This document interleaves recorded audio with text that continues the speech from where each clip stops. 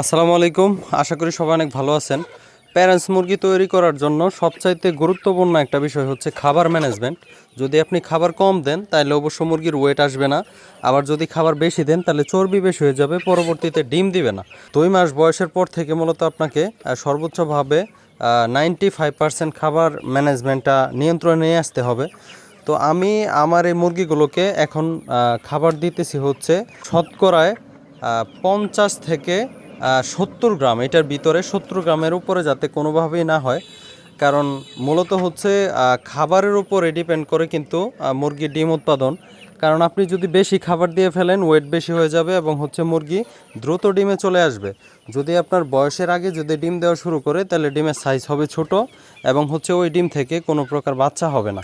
এই জন্যই আমি মূলত হচ্ছে এই মুরগিগুলো থেকে আমি ডিম নেওয়ার চেষ্টা করতেছি হচ্ছে 4.5 মাস বয়সের পর থেকে। টাইগার মুরগি কিন্তু মূলত হচ্ছে 4 মাস বয়স থেকে ডিম দেওয়া শুরু করে যদি আপনি হরমোনাল কিছু মেডিসিন আছে ওইগুলো খাওয়াইলে। আর এদেরকে এখন পর্যন্ত আমি ওই রকম কোনো অ্যান্টিবায়োটিক ওষুধ খাওয়াই নাই। তো এটার জন্য আশা করি যে আমার এই মুরগিগুলো 100% কোয়ালিটিফুল হবে।